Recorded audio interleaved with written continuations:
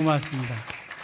오늘 말씀의 제목은 한 여인의 생각입니다. 같이 한번 읽어볼까요? 한 여인의 생각. 병든 여인, 그 병든 여인의 생각이 무엇인가, 또 내가 어떤 생각으로 살아가야 할지를 성경을 통해서 전하려고 합니다. 우리가 잘 알고 있는 12년 동안 혈류증으로 고생하는 여인이었습니다. 혈류증은 하혈하는 사람이에요. 여인이 하혈하는 그러한 상황이죠. 그는 많은 의사의 손을 거쳤고 자신이 가진 전부를 병 낫기를 위해서 수고하고 애썼습니다. 그런데 오늘 성경 말씀 보니까 많은 의사에게 많은 괴로움을 받았고 가진 것도 다 허비하였으되 아무 효험도 없고 도리어 더 중하였던 차에 예수에 대한 소문을 듣게 되었다는 것입니다. 여러분, 12년이라는 긴 시간을 통해서 많은 의사를 만났고 많은 의사의 진료와 또 의료 행위를 받게 되었습니다. 그런데 그 의사를 통해서 받은 것은 고통뿐이었다는 거예요. 자신의 환부를 보일 수밖에 없었고 의사로부터 여러 불편한 이야기들을 들어야 했던 12년의 긴 세월, 그러나 고통과 괴로움의 연속이었고 그 몸은 더욱더 망가지고 가족과의 관계, 경제적인 문제까지도 아마 큰 어려움을 겪은 그 여인일 것이고 그 가정에 큰 근심거리였기 때문에 아마 그 여인뿐만이 아니라 그 여인의 가족 모두가 어두움 가운데 있는 그러한 생활을 하셨을 것을 짐작할 수 있을 것입니다. 예수님은 우리가 알고 있듯이 여러 지역을 다니면서 하나님의 나라의 말씀을 가르치시기도 했고 또 병든 사람들을 고쳐주셨습니다. 오늘 회당장 야이로의 딸이 죽게 되었다는 소식을 듣고 예수님께서 이동하는 상황이었어요. 그 이동하는 상황에서 이 혈류증 안 여인이 예수님께 나온 것이죠. 예수님에 대한 소문이 들렸고 그 예수님을 뒤쫓아 가서 그의 옷에 손을 댄 것입니다.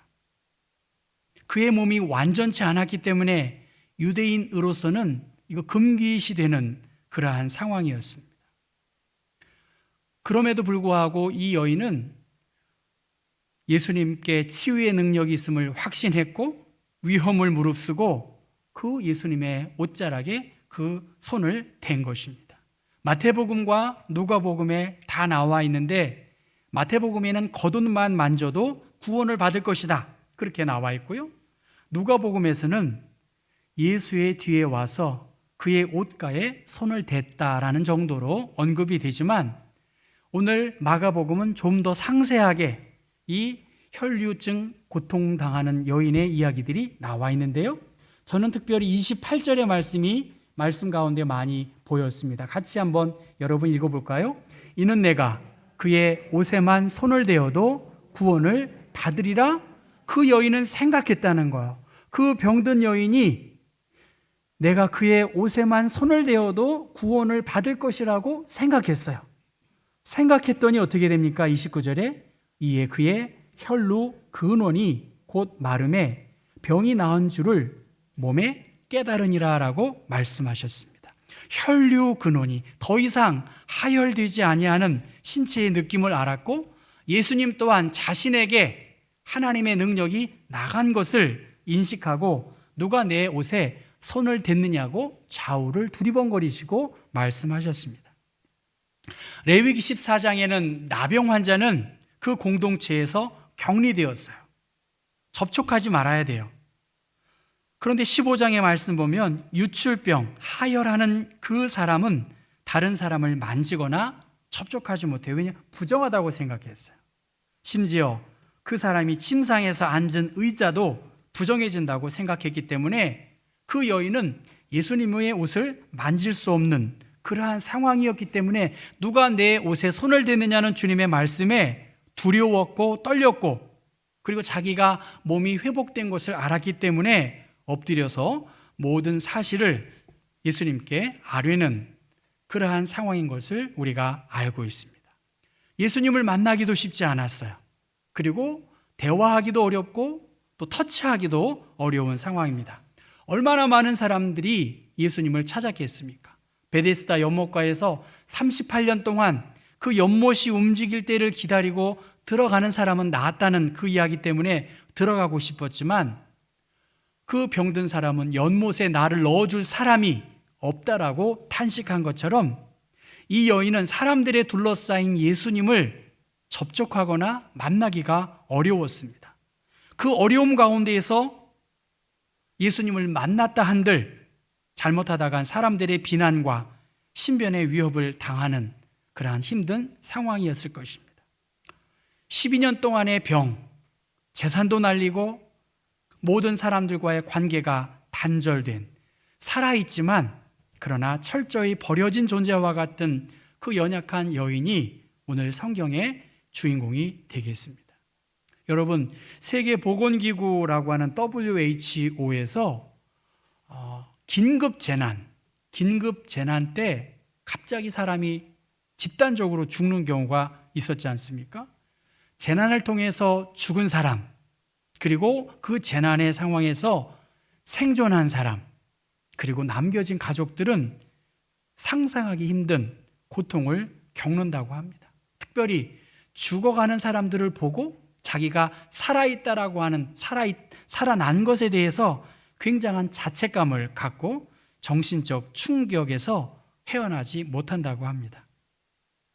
그래서 많은 사람이 있는 곳에 가지도 못하고 사람들을 피하기도 하고 꿈에 그 사건 현장이 계속 악몽처럼 나타난다는 것입니다. 그러니까 극단적인 생각도 하게 될 때가 있다는 것이에요.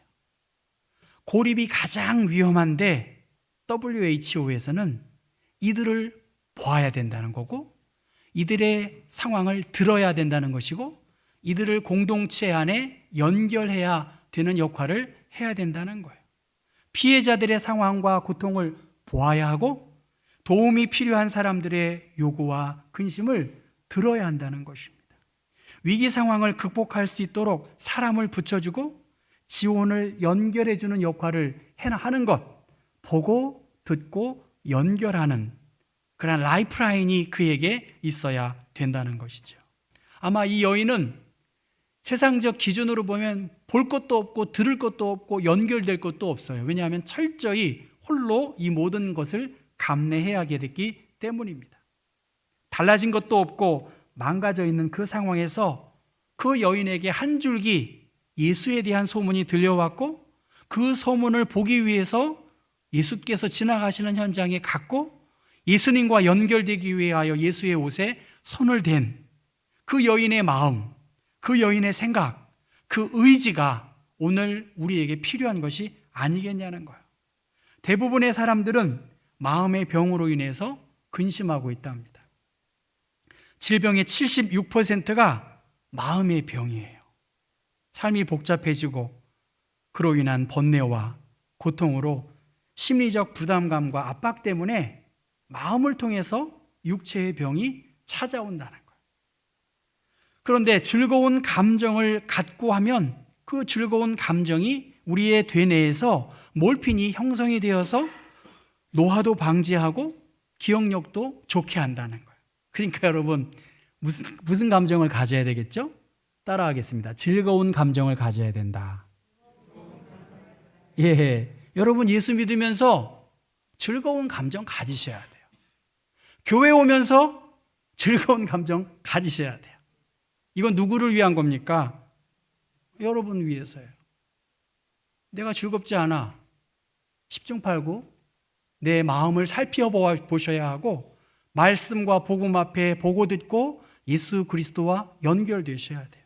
반면에 불편한 감정이 있다고 한다면 그 뇌에서 그 아드레날린, 부신 아드레날린 호르몬이 분비된대요. 저는 뭐 의학적으로 있는지 없는지 모르겠지만 대뇌 혁명이라고 하는 책에서 그렇게 말했습니다. 고혈압, 심장병, 골다공증, 정신병들이 유발된다는 거예요. 여러분 어떠신가요? 즐거운 감정으로 예수 믿으시나요? 아니면 꿍하고 그렇게 예수 믿으시나요? 저도 그래요. 이러다가 내가 안 되겠다 그런 생각이 좀 많이 들 때가 있어요. 여러분 어떻습니까? 하나님이 기뻐하실 항상 기뻐하라고 주님이 말씀하셨는데 그 포도주의 맛이 점점 더해져야 하는데 신앙생활을 하면 할수록 기뻐하고 감사해야 되고 하나님의 영광을 보고 듣고 하나님의 일하심들과 연결된 사람으로서 그의 행하심들을 말씀해야 되지 않겠냐는 거예요. 그 여인은 소문을 들었어요. 마가복음 3장 말씀 보면 예수를 만지고자 사람들이 몰려든다는 소문을 들었어요. 마가복음 6장 56절의 말씀 보면 예수께 그의 옷가에라도 손을 대게 하시기를 간구했고 손을 대는 자는 다 성함을 얻었다는 그 뉴스를 듣게 되었습니다. 병자들은 예수님을 만지고자 몰려들었고 또 어떤 사람은 심상체로 예수님께 그 환자를 데리고 오기도 했다는 것입니다. 병든 여인이 할 수 있는 생각, 병든 여인이 할 수 있는 행동이 무엇인가? 무리 가운데 끼어서 뒤로 와서 그의 옷에 손을 대는 일이었다는 거예요. 예수님의 옷자락만 만져도 내가 고침받을 수 있다는 믿음이 그 여인에게 작동이 되었고 그 생각이 행동으로 옮겨졌습니다. 이미 다른 사람들도 예수님과 접촉했겠지요. 그리고 제자들도 무리가 애워싸는데 예수님 잘못하신 것입니다, 그렇게 말할 수 있을 텐데 예수님은 이미 누가 자기의 옷에 어떠한 마음을 가지고 터치하려고 했는지 예수님은 알고 계셨습니다.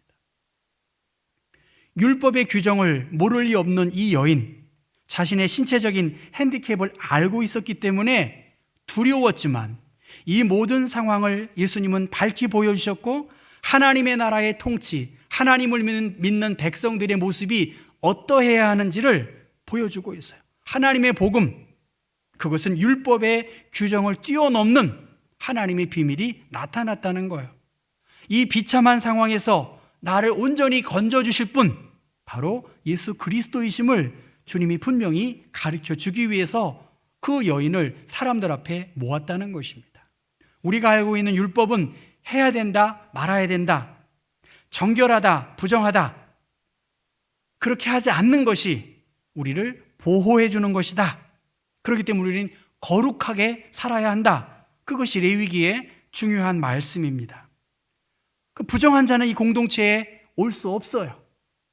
그런데 예수님은, 정결 그 자체이신 예수님은 어떤 병에 걸렸다든지 어떤 부정한 상황에 처한다 할지라도 예수님을 만나고 복음을 듣고 예수님과 연결된 사람에게는 복음의 능력이 나타나고 하나님의 권세가 그에게 나타나서 그에게 새로운 삶으로, 새로운 존재로 살아가게 하는 것이 복음의 능력입니다. 여러분, 오늘 우리들은 많은 메시지를 듣고 있어요. 많은 것을 보고 있어요. 문제는 내가 내 안에, 그리스도 안에 연결되어지고 주님께서 우리에게 계획하신 일들과 어떠한 관계 속에서 살아가고 있느냐는 거예요. 누구든지 목마른 사람은, 갈급한 사람은 주님께로 나와 믿음의 주여 온전케 하시는 예수님을 바라보면 그 절망에서 우리가 일어날 수 있고 문제 해결의 방법이 있음에도 우리가 스스로 움츠려들거나 자신의 생각을 감추면 안 되겠다는 것입니다. 인간의 힘으로 해결될 수 없는 일들이 너무나 많습니다. 그렇기 때문에 우리 주변에 가까이 하기에도 먼 존재들이 많이 있습니다. 하여라는 여인처럼 자신의 치부를 감추고 싶고 숨어버리고 싶은 사람 또한 있다는 것입니다.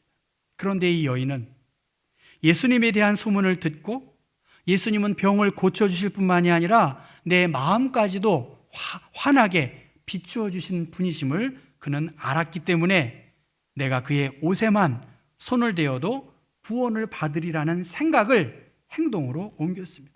여러분, 오늘 우리에게 너의 믿음은 너의 생각이 된다. 너의 말이 되고 행동이 되고 습관이 되고 가치가 되고 운명이 된다는 것. 여러분의 신앙, 여러분이 지키셔야 돼요. 여러분의 마음, 내가 지켜야 돼요. 누가 나의 신앙을 온전케 할 수 있겠습니까? 저 스스로도 그렇습니다.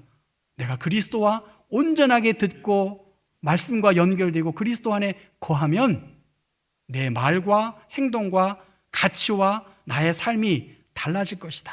또 다르게 하나님께서 인도하셨음을 믿습니다. 우리의 생각이 그만큼 중요하다는 거예요. 우리의 믿음 생활, 교회 오시는 여러분의 생각, 확률적으로 좀 낮지 뭐, 이 정도로 신앙생활 하시면 안 되겠지요. 복음에는 하나님의 의가 나타나서 믿음으로 믿음에 이르게 하나니 오직 의인은 믿음으로 말미암아 살리라고 분명히 로마서에 말씀하고 있어요. 예수 그리스도의 능력, 예수 그리스도의 인격에 나타난 하나님의 영광을 믿고 우리는 신뢰하고 우리의 생각과 마음 자세가 하나님과 연결되고 말씀과 연결되어지고 그래서 하나님의 뜻을 드러내는, 실행할 수 있는 사람들이 되어야 합니다. 국어사전에 외로움이라는 단어를 제가 찾아봤습니다. 이 외로움은 홀로 되거나 의지할 데가 없어 쓸쓸한 느낌, 고독한 느낌이라고 정의합니다. 홀로 되거나 의지할 데가 없어서 쓸쓸한 느낌, 고독한 느낌이 외로움의 사전적인 정의입니다. 그런데 이 외로움의 반대말은 뭐냐 말이에요. 여러분, 제가 여쭤봐요. 외로움의 반대말은 뭘까요? 외로움의 반대. 용감하셔야 돼요. 즐거움. 또 진짜로 함께함. 두 개. 외로움의 반대말. 국민일보에서 교회 외로움을 돌보다라는 그 연재 기사를 냈나 봐요. 그 기자들이 이 외로움에 반대되는 게 무엇인가를 여러 부분으로 찾아봤답니다. 결론은 외로움에 반대되는 사전적인 말은 없다는 거예요. 제 말이 아니라.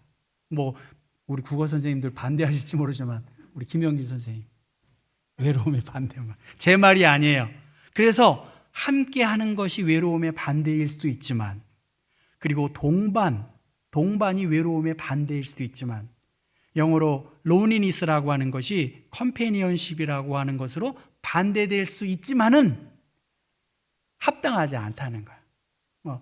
이렇게 기꺼이 그 의미가 일치하지는 않다는 것입니다.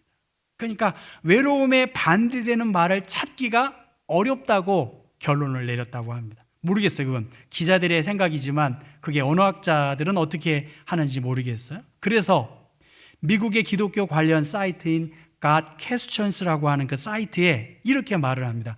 외로움의 원인이 무엇이든지 그 외로움의 치료법은 동일하다고 성경 속에 말씀한다. 제 말 이해하세요? 외로움의 원인이 무엇이든지 외로움에 대한 치료법은 동일하다고 성경 속에 말씀하고 있는데 잠언 18장 말씀 보면 형제보다 친밀하니라. 어떤 친구는 형제보다 친밀하다. 요한복음 15장에 보면 사람이 친구를 위하여 자기 목숨을 버리면 이보다 더 큰 사랑이 없다. 내가 세상 끝날까지 너희와 항상 함께 하겠다. 누굴까요? 형제보다 친밀한 분, 우리를 위해서 목숨을 버리신 분, 세상 끝날까지 우리와 함께 하시겠다고 하는 분. 그러니까 사전적인 의미로 외로움에 반대되는 말은 없지만 예수 그리스도가 바로 이 외로움을 대체할 수 있는 그러한 반대의 말이 아닌가라고 그렇게 이야기합니다. 여러분, 오늘 우리들에게 많은 변화가 있기를 바라고 성령의 열매를 맺기를 원하고 있습니다. 그런데 문제는 생각의 변화가 중요하다는 것입니다. 오늘 오른쪽의 그림처럼 저도 성령의 열매를 맺을 수 있을까요? 정말 성령 충만한 그리스도 안의 기쁨과 감격을 이룰 수 있을까요? 항아리에 물을 채우라고 하는 말씀처럼 나에게도 변화가 있을까요? 무엇을 해야 될까요? 우리가 생각할 수 있습니다. 그런데 성경은 네, 할 수 있습니다. 구원이라고 하는 것은 인간의 지식이나 권력의 문제가 아니라 믿음이라는 것입니다. 어떻게 보면 믿음은 단순하고 무모할 수 있어요. 모험적이고 불가항력적인 그러한 행동처럼 보입니다. 그런데 생각이 행동으로 옮겨지고 행동이 믿음으로 구체적인 열매를 맺는 것이 이 하혈하는 여인을 통해서 우리가 알고 있습니다. 성경을 계몽주의 시대 이후에는 마치 예수님의 기적 사건을 미담처럼 의미만을 찾고 그 의미만을 통해서 우리가 말씀을 받으려고 하고 있습니다. 하나님은 어제나 오늘이나 영원토록 동일하신 분이세요. 외로운 이들, 병든 이들, 절망 속에 있는 많은 사람들, 병 중에 고통 중에 있는 사람들이 우리가 행해야 할 중요한 것은 이 하나님의 말씀을 듣고 보고 그리스도와 연결되는, 그리고 야이로의 딸 고쳐주신 예수님, 하혈하는 여인을 고쳐주신 예수님처럼 그들의 생각과 그들의 믿음대로 이 모든 일들이 되어졌다는 것입니다. 오늘 우리 앞에 예수님은 말씀하세요. 건강한 자에게는 의원이 쓸데없고 병든 자에게라야 쓸데있나니 내가 의인을 부르러 온 것이 아니요 죄인을 부르러 왔다라고, 그리고 죄인을 불러 회개시키러 왔다고 주님은 말씀하셨어요. 예수님은 소경들의 외침을 들으셨습니다. 다윗의 자손이여 우리를 불쌍히 여겨주십시오. 예수님이 말씀하십니다. 내가 능히 너희들을 보게 할 능력이 있다라고 생각하느냐? 소경들은 말합니다. 그렇습니다 하니 예수님은 너희 믿음대로 되리라 하니 그들의 눈이 밝아졌다라고 성경은 말합니다. 그들은 믿었고 믿음대로 된 것이라고 성경은 말씀하십니다. 생각이 중요합니다, 여러분. 숨겨진 상처를 보시는 주님, 우리의 눈물의 기도를 들으시는 주님께 우리는 구하고 찾고 두드리는 일을 소홀히 할 수 없습니다. 지금 여러분이 생각하는 것, 여러분의 마음이 여러분의 미래의 결과로 나타날 것입니다. 예수님에 대한 소문 우리가 너무나 많이 들었어요. 이 여인처럼 그의 삶을 얽어매는 모든 늪으로부터 집요하게 그를 안착시키려 하지만 그 여인은 예수님에 대한 기대를 가지고 예수님께 나왔고 예수님의 터치를 힘입어 내 믿음이 너를 구원하였으니 평안히 가라, 내 병에서 놓여 건강할지어다라고 주님이 말씀하셨습니다. 우리는 질병으로부터, 실패로부터, 사람들로부터 많은 상처를 받아요. 그리고 상처를 주고 있어요. 할 수 있거든. 하나님, 나를 보시는 하나님, 나를 생각하시는 하나님, 그 하나님과 더 연결되어져서 그리스도 안에 주님의 영광을 볼 수 있는 사람들, 그 증거를 드러낼 수 있는 사람들 되시기를 주님의 이름으로 축원합니다.